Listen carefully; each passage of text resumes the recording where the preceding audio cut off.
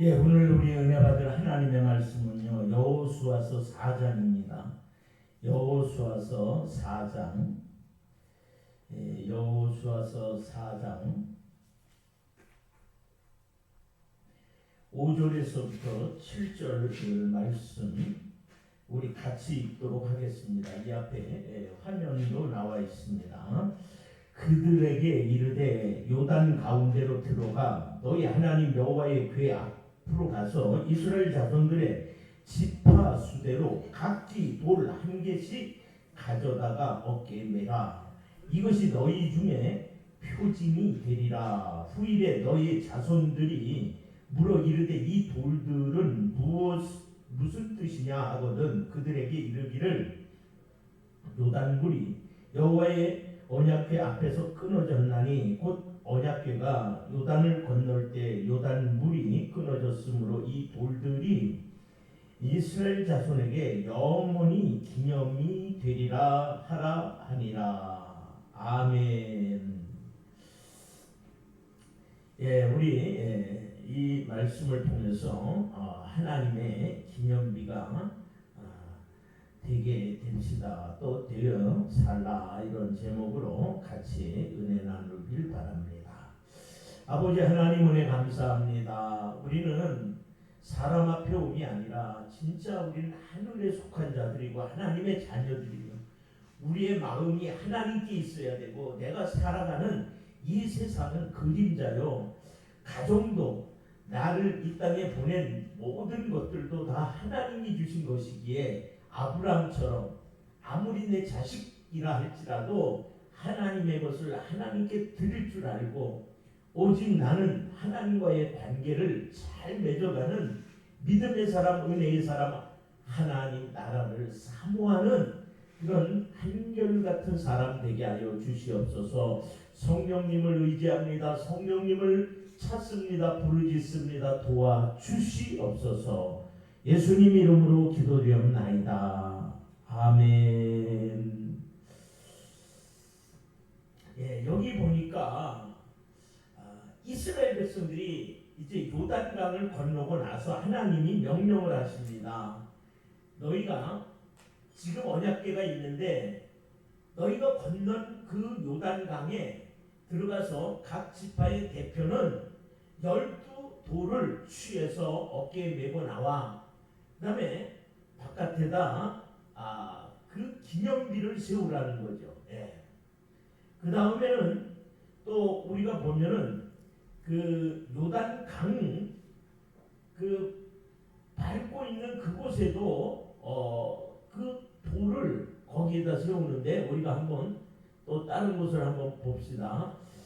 무슨 말씀인가 하니 자 18절부터 우리가 끝절까지 한번 읽겠습니다. 우리 한번 띄워보세요.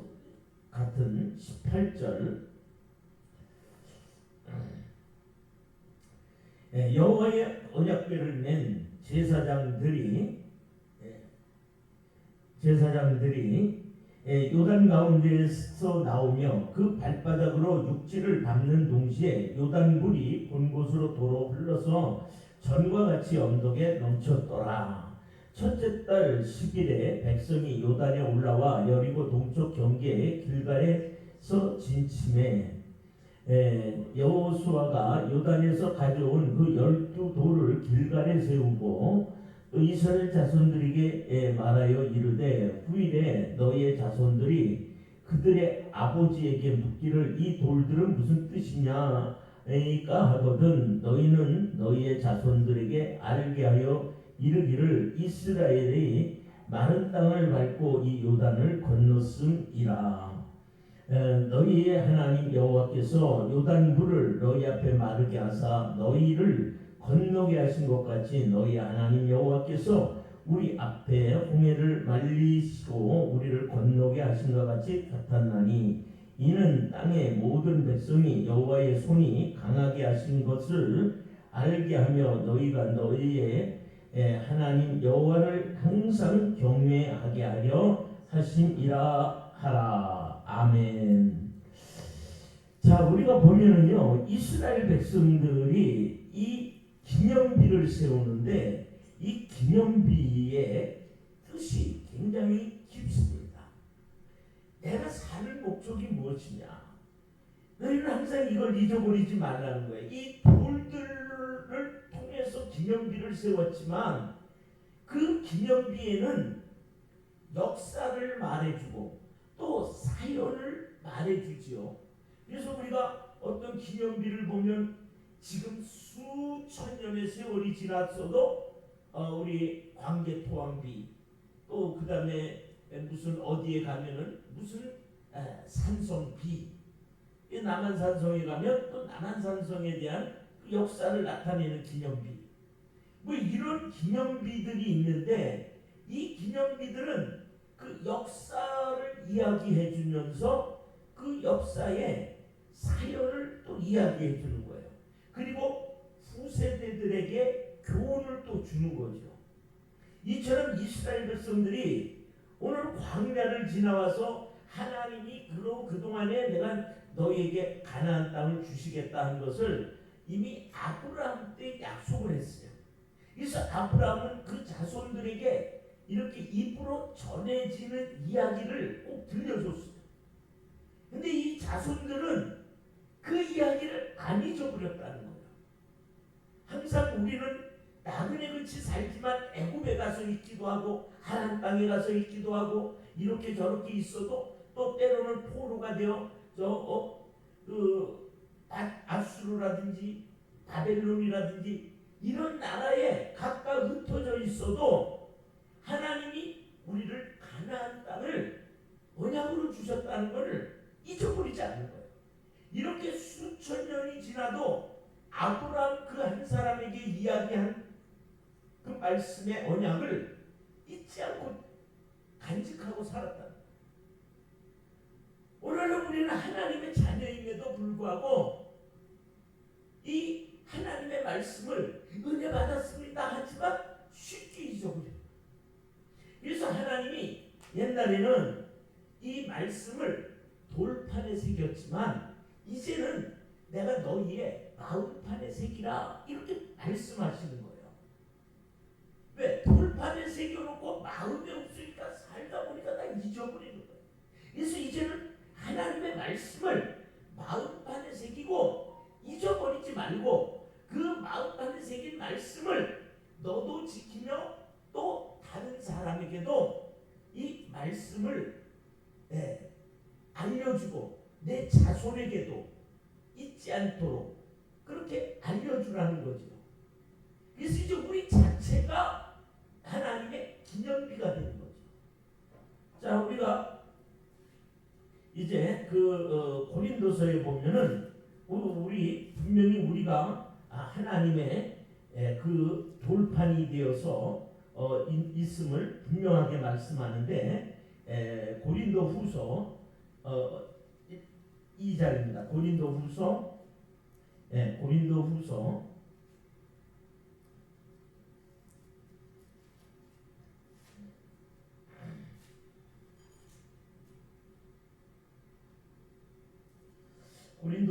3장, 고린도후서 3장 3절입니다.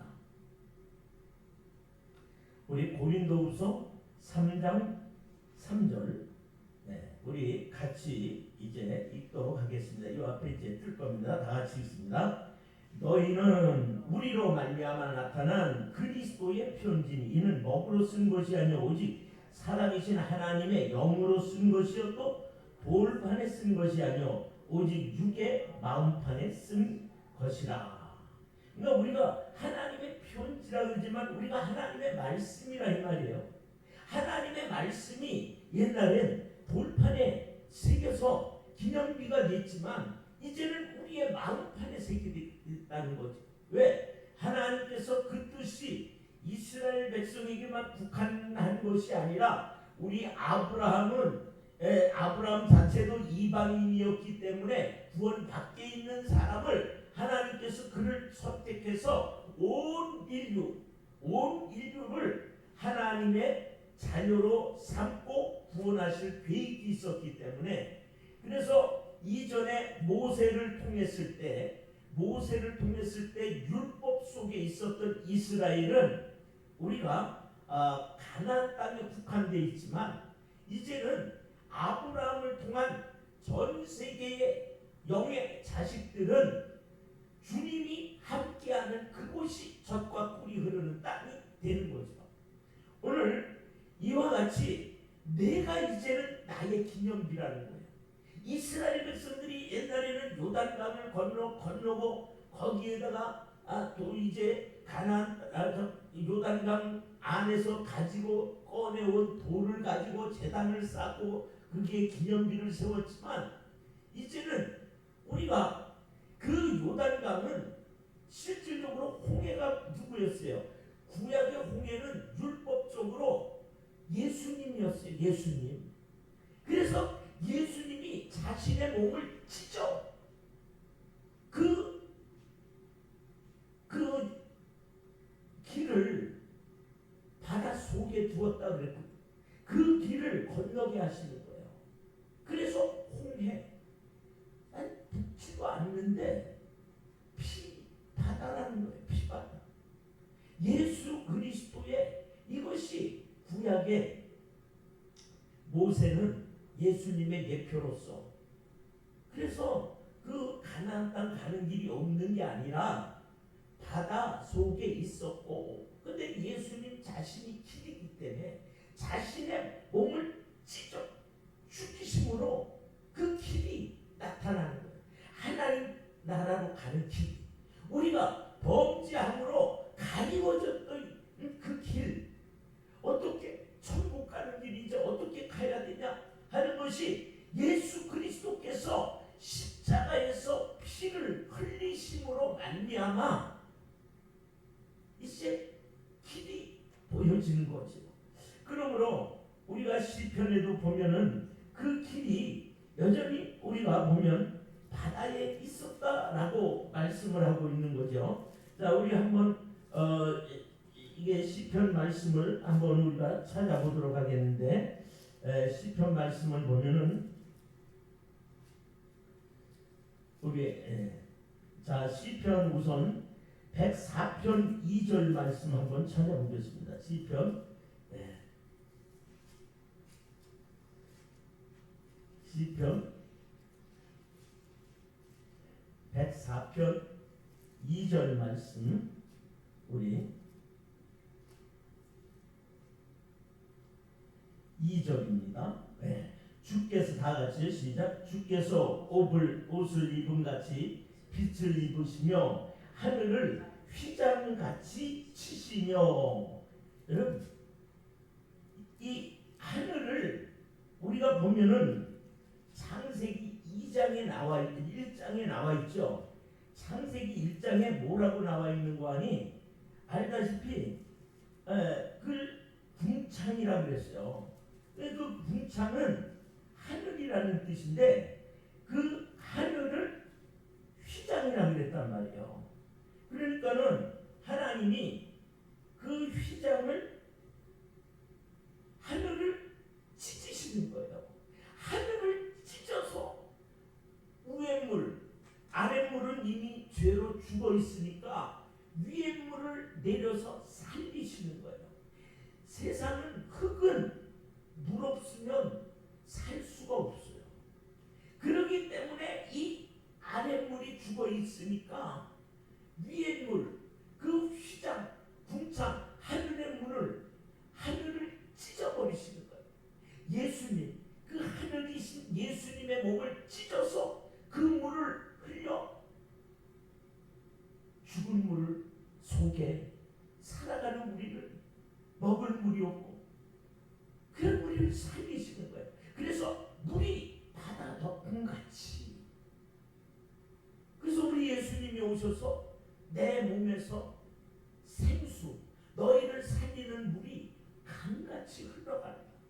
그래서 이 물을 먹고 이 물가에 너희가 뿌리를 내리고 그래서 너희가 이 물가에 뿌리를 내리면 너희의 죽었던 메말랐던 그 잎에 싹이 나면 그 싹이 약의 재료가 되고 그 열매를 맺으면 그 열매가 너희의 양식이 되며 너희의 삶을 윤택하고 행복하게 해주겠다는 거예요. 야, 여러분, 그러면 우리가 시편 77편 찾아보겠습니다. 19절입니다. 시편 77편 19절 말씀 우리 또 같이 한번 읽도록 하겠습니다. 시편 77편 19절.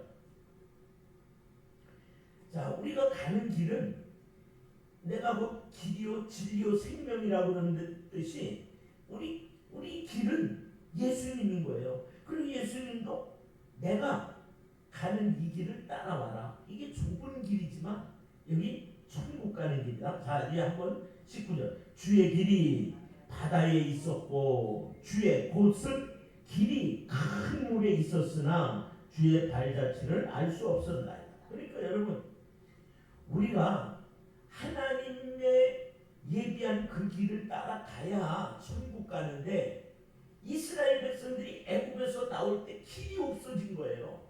앞에는 홍해가 가로막았고, 근데 그 사람의 눈에는 안 보이지만 하나님은 그 바다 밑에 길을 다 예비해 놓고 계신 거예요.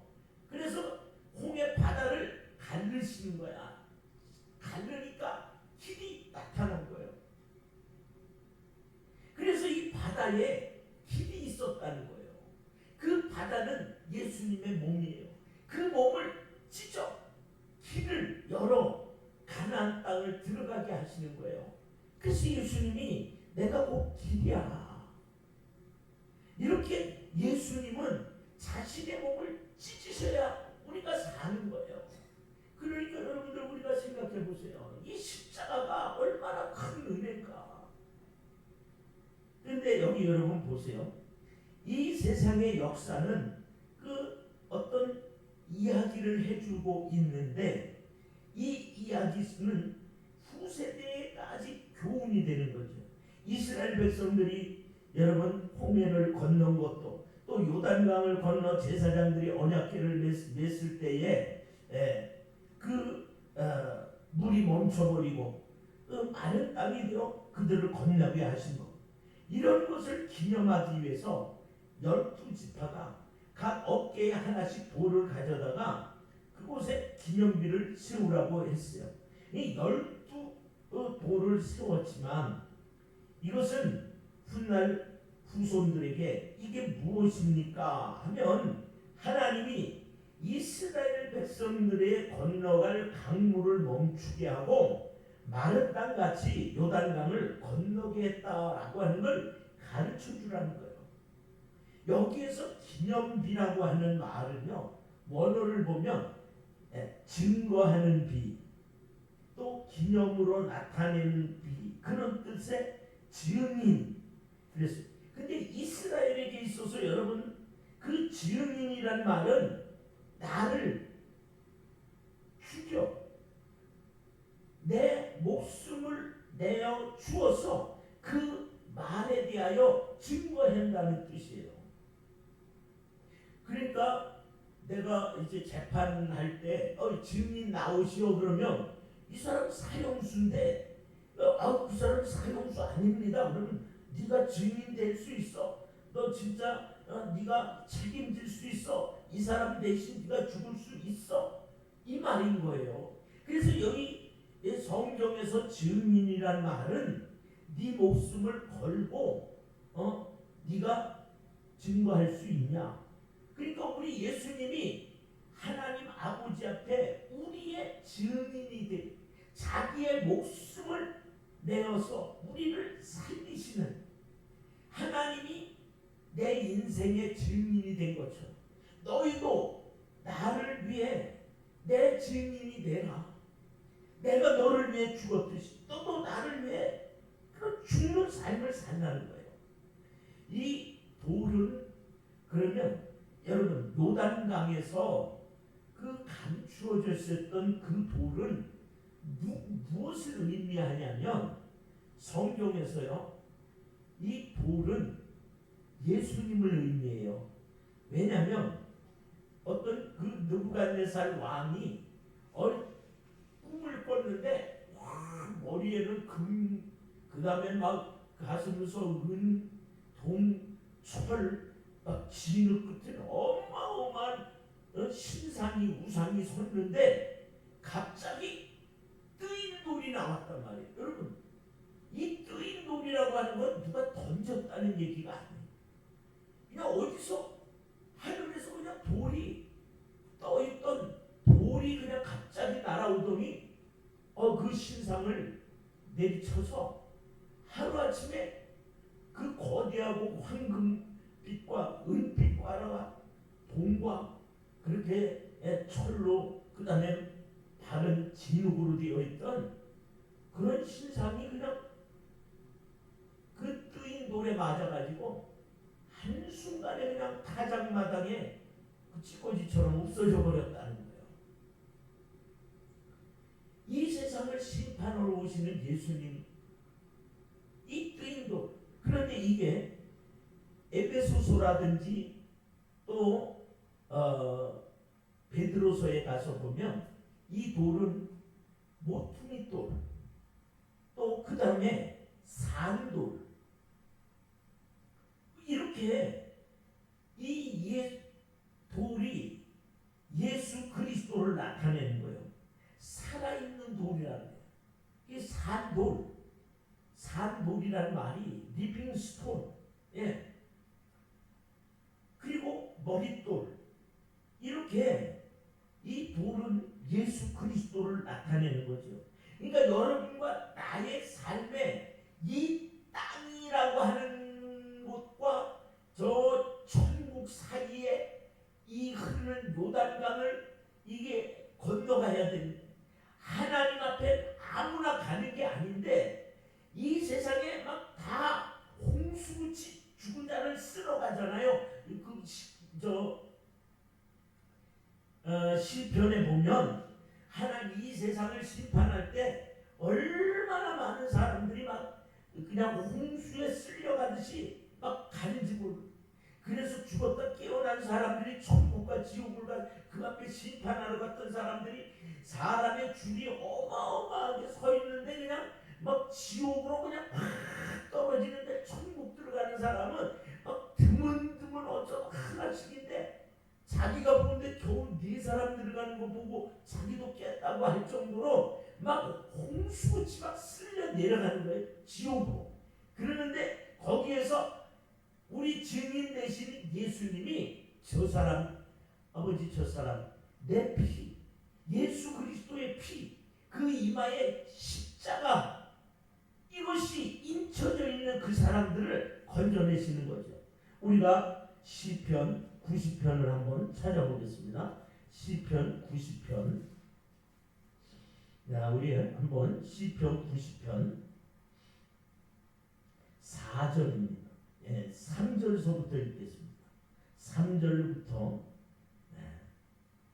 5절까지 시편 90편.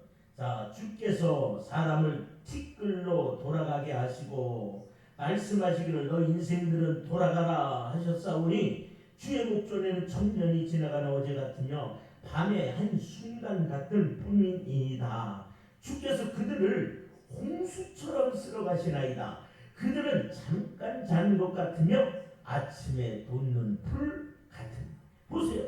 우리 인생은요 70, 80을 살아도 얼마나 전 세계 인구가 지금 70억 명이 그 하나님의 심판대 앞에 쓰는데, 우리나라도 권사님 집사님 알다시피 전부 노인들이잖아요. 지금 노인 인구가 젊은 애들 인구를 뛰어넘었잖아요. 그러면 이제 전부 죽을 사람들이. 그런데 우리나라만 아니더라고요. 보니까 일본도 전부 노인 인구인데 요번에도 그 겨울에 눈이 어마어마하게 쌓였는데 안 나와서 눈 안 치우면 그 벌금 내요, 그 나라는. 그런데 안 나오는 거예요. 나중에 눈이 너무 쌓여 옆집에 갈 수가 없어서 며칠 뒤에 가보니까 딱 죽어 있는 거예요. 이렇게 노인 인구들이. 그런데 지금 중국 더 난리가 났어요. 14억 인구 중에 거기도 노인 인구. 이렇게 노인 인구들이 전 세계에 어마어마한데 이들이 다 이제 죽어가 홍수같이 쓸어가시. 그런데 그 가운데 하나님의 기념비, 예수 그리스도 십자가, 예수 그리스도의 이 십자가에 인침이 있어. 우리는 하나님의 기념비로서 내가 이 땅에 살아가는데 저 사람 예수 그리스도의 자녀, 저 사람에게 예수의 십자가가 있어. 사랑하는 여러분, 오늘 우리는 예수의 기념비로 살아. 내가 너희의 기념비가 되어 내가 너희의 증인이 됐다는, 너 대신 내가 죽어 너는 산자가 되었어. 이 기념비란 말이 아까 그 증인이란 말이 있는데, 그 증인은 자기의 목숨을 내어주고 그를 살리는 그런 뜻이 있다고 그랬잖아요. 우리 예수님이 증인되기 위해 자기 생명을 내놓은 것처럼 이스라엘 백성이 저 애굽에서 가나안 땅 가는 게 그냥 가는 게 아니라, 홍해를 건넌 사건도 모세도 예수님의 예표로서, 그 모세라고 하는 뜻도 뭐예요? 물에서 건짐받았다, 그런 뜻이라고. 그 물에서 건짐을 받은 그 사람, 그리고 홍해를 건너고, 그리고 광야에서 그 목말라하고 광야에서 인간이 살아가는 우리 흙덩어리는 물 없으면 못 살아. 그러니까 광야에서 또 돌이 쪼개지는 거예요. 반석이 쪼개지는 거예요. 그래서 거기에서 그 살리는 흙덩어리 같은 인간들을 살리는 물이 흘러나가는 거예요. 예수님이 이렇게 십자가를 지심으로 우리가 살아나는 거죠. 그러므로 우리는 오늘 이 사실을 잊지 마세요. 내가 이스라엘 백성이 가나안 땅까지 가기, 예수님의 그 십자가, 감추어져 있던 예수님의 십자가. 그래서 요한복음 6장에 예수님이 그 얘기하는 거예요. 너희의 조상들이 광야에서 만나를 먹었어도 죽었지만 내가 하늘로부터 너희 떡이요 내 배에서 생수가 강같이 흘러나리니 너희 나를 먹어야, 그리고 나에게서 나오는 이 물을 마셔야, 십자가에서 흘리신 그 물과 피를 너희가 먹고 마셔야 산다는 거예요. 우리는 진짜 이 깊고 깊은, 이제는 영적인 말씀, 영적인 교훈을 잊어버리면 안 돼요. 그래서 예수님이 이 우리의 제사장이 되어 그 강물이 멈추기까지 다 이스라엘 백성, 어린아이까지 노인까지 건너기까지 그곳에 계시. 그리고 너희가 건너는 것은 너희가 댐을 쌓고 흘러가는 물을 어떻게 너희가 막아가지고 다리를 놔가지고 건넌 게 아니라 흐르는 그 물이 강둑까지 흘렀다고 그랬어요. 그런데 그 흐르는 강둑까지 흐르는 그 물을 내가 막아서 건너게 했다는 사실을 너희는 잊지 말라는 거예요. 그리고 또 뭐라고 그러시는 거 아니? 그것을 너희 후손들에게, 이 기념비가 뭐냐 할 때 이 사건들을 이야기해 주어야 된다는 거죠. 그러므로 이 기념비는 첫째, 항상 우리가 예수 그리스도의 이 십자가, 이 기념비는 하나님께서 강을 건너게 해주셨다. 즉 흐르는 강을 갈라서 건너주셨다. 우리가 목적지는 저 천국이에요. 그런데 이 죄인의 땅에서 하나님 나라 가기까지는 그 땅과 저 천국 사이에는 궁창이라고 하는, 하늘이라고 하는 이것이 가로막혀 있어요. 이 땅과 하늘 사이에 흐르는 강을 우리가 하늘, 그래서 이 하늘의 별이 쫙 이렇게 이어져 흐르는 걸 같은 것을 은하수라 그러잖아요. 은하수. 은빛 같은 물이 흐른다. 하늘. 그래 이 하늘을 찢어 예수 그리스도의 몸을 찢어 우리가 이 땅에서 천국 가는 길을 열어주신 거죠. 바로 이 기념을 너희는 잊지 말라는 거예요. 하나님의 기념비라는 거예요. 이 기념비는. 그래서 사도 바울은 갈라디아서 6장 17절에 나는 내 몸에 이 기념비를 난 하나님의 아들을 믿는 그 흔적을 내가 가졌다. 그래서 여기 갈라디아 6장 17절 말씀을 보세요. 갈라디아서 6장 17절. 갈라디아서 6장 17절 말씀입니다. 우리는 오늘 하루도 그냥 의미 없이 살았다. 그러면 안 되는 거죠. 우리 한번 다 같이 읽겠습니다. 스스로 속이 아니 6장 17절. 네. 이후로는 누구든지 나를 괴롭게 하지 말라. 내가 내 몸에 예수의 흔적을 지니고 있다. 예수의 기념비를 가지고 있다. 내 안에 예수의 흔적, 저 흔적이란 말이 뭐냐면 스티커라는 거 여러분 알죠? 스티커 들어봤죠? 예, 여러분들 아마 들어보셨을 거예요. 그 헬라 원어가 바로 그걸 말하고 있어요. 헬라 원어에 보면은 내가 그 예수의 흔적을 가졌다 이렇게 말씀을 하고 있는데 갈라디아서 6장 17절 말씀 보면은 여기 보면 헬라 원어가 스티그마라고 돼 있어요. 스티그마. 여기에서 스티커가 나온 거예요. 스티그마. 내 몸에 예수의 스티그마가 있어. 나는 왜 예수의 스티그마가 뭐예요? 그 고린도서에 나와 있잖아요.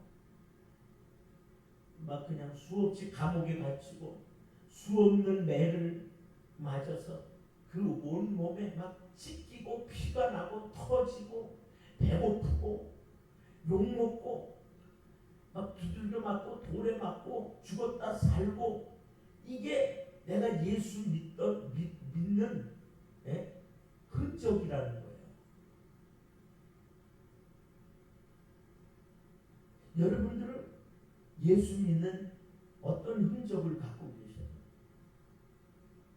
우리는 예수님을 위하여 전혀 사는 것이 아니고 예수님을 통해서 내 행복, 예수님을 통해서 우리 아들, 딸들이 고생 없이 사는 것. 또 하나의 예수 그리스도의 미신.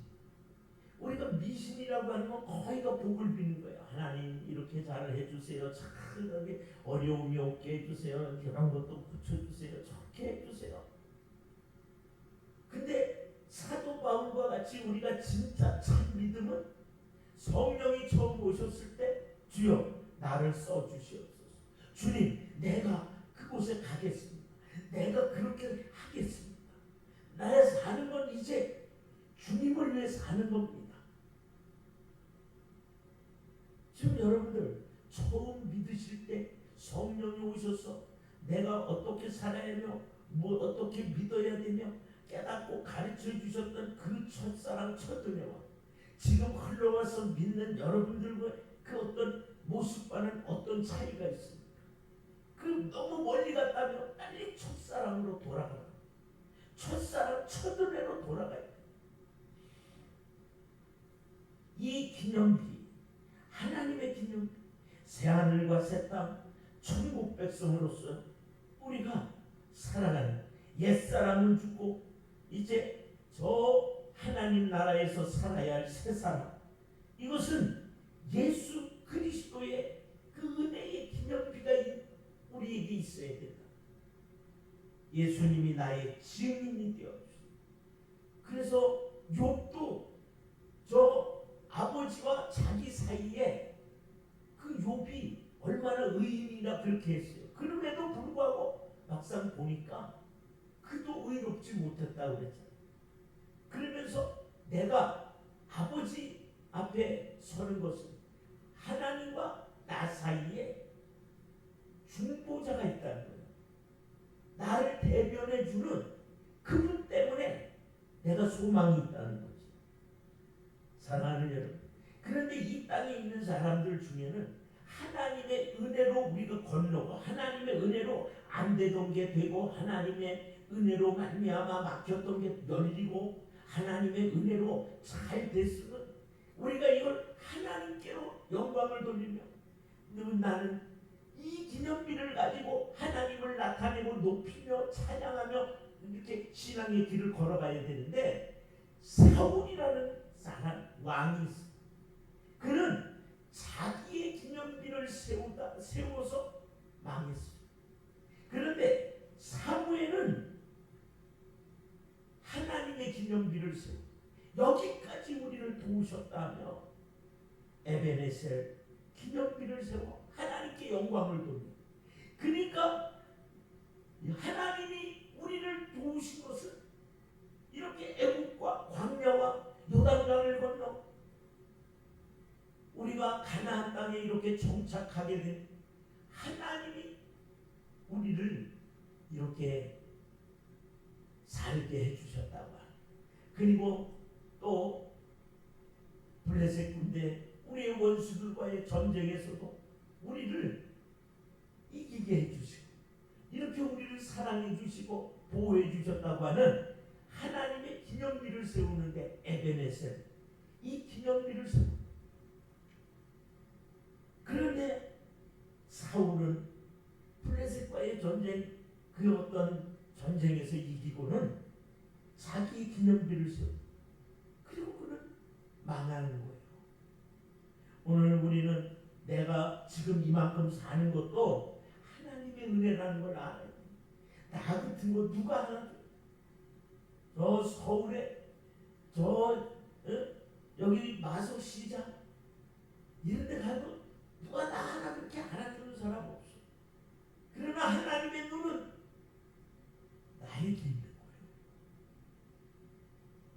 이게 내 안에 하나님의 기념비. 나는 어디에서든지 하나님을 빛내야 돼. 나는 예수의 흔적을 기념비를 내 몸에 새기고 다니는 사람이 되어야 돼. 두 번째로 이 기념비의 목적은 나의 삶과 생애는 이제 하나님의 기념비가 되어야 된다는 거예요. 아까 말한 고린도후서 3장 2절에서 3절 너희는 하나님이 보내는 세상에 보내는 네 아들 딸 네 이웃 네 친구들에게 보내는 하나님의 편지되는 거예요. 네 옛날에는 돌판에 새겼지만 네 마음판에 하나님이 새겨서 하나님이 하시고자 하는 말을 새겨서 이 땅에 보내는 나는 하나님의 기념비라는 거예요. 아멘. 여러분 그걸 아셔야 돼요.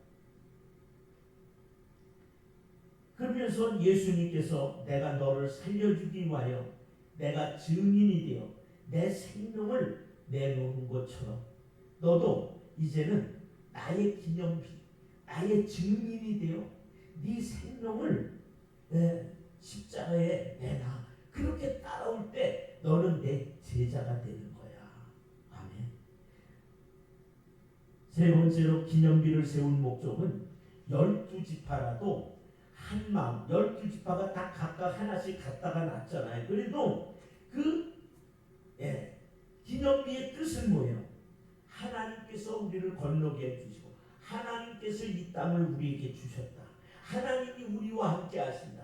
그래서 너희는 마음을 같이 하여 항상 우리는 그리스도 안에서 마음을 같이 하여 사는 걸 원하시는 거예요. 그래서 초대교회가 힘있고 능력 있고 하나님의 역사가 일어나고 부흥하게 되는 것을 그들이 다 보면 마음을 같이하여 한 마음이 되어 이렇게 기록되어 있어요. 근데 우리의 마음이 다 각각인 거예요. 우리가 여러분 어느 나라든지 민주당이 있으면 공화당, 또 그 다음에 공산당이 있으면 또 무슨 사회당, 다른 당이 있고, 뭐 이렇게 각각 어떤 여당이 있으면 야당이 있고 이런 어떤 대비되는 당이 있어요. 그런데 우리나라의 이 민주당의 대비되는 당이 그렇게 그전에는 공화당이었는데 뭐 옛날에 또 갈라져서 이렇게 또 정권이 바뀌면 한나라당이 되고 뭐 어떻게 해서 국민의힘당이 되는데 지금 국민의 그 힘당이